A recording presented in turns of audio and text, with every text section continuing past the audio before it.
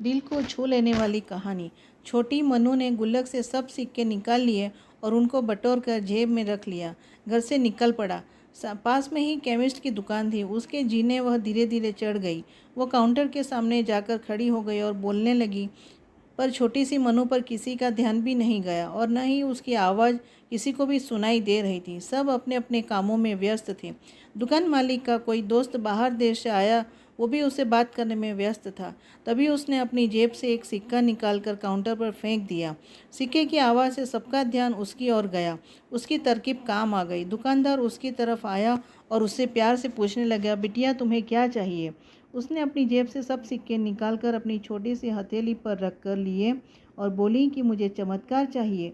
दुकानदार पहले तो समझ नहीं पाया, तो उसने फिर से पूछा। वो बच्ची फिर से बोली कि मुझे चमत्कार चाहिए। दुकानदार हैरान होकर बोला, बेटा यहाँ दवाई मिलती है, चमत्कार नहीं मिलता। वो बच्ची बोली, अगर यहाँ दवाई मिलती है तो चमत्कार भी आपके यहाँ मिलना चाहिए। दुकानदार बोला, बेटा लेकिन आपसे यह किसने कहा कि यहाँ चमत्कार मिलता है? अब उस बच्ची ने विस्तार से बताना शुरू किया।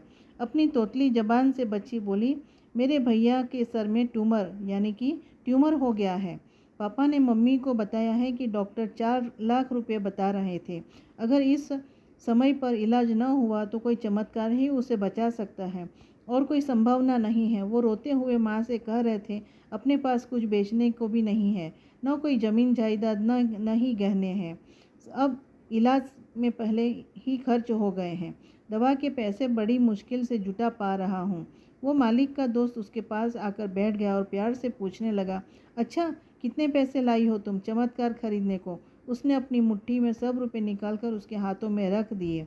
जब उसने वो रुपए गिने तो 21 रुपये 50 पैसे थे।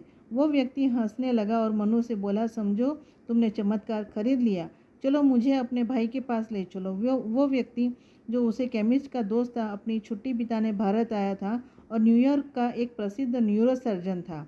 उसने उस बच्ची का इलाज 21 रुपये 50 पैसे में किया और वो बच्चा सही भी हो गया। आखिर प्रभु ने मनु को चमत्कार से बचा ही लिया। वो बच्ची बड़ी श्रद्धा को उसको खरीदने चली थी और उसको मिल गया। प्रभु सबके पालनहार है। उनकी मदद ऐसे ही चमत्कार के रूप में मिलती रहती है। बस आवश्यकता है तो सिर्फ सच्ची श्रद्धा की, क्योंकि परमात्मा संसार के कण कण में है। दोस्तों, मेरी कहानी सुनने के लिए आप सबको बहुत बहुत धन्यवाद।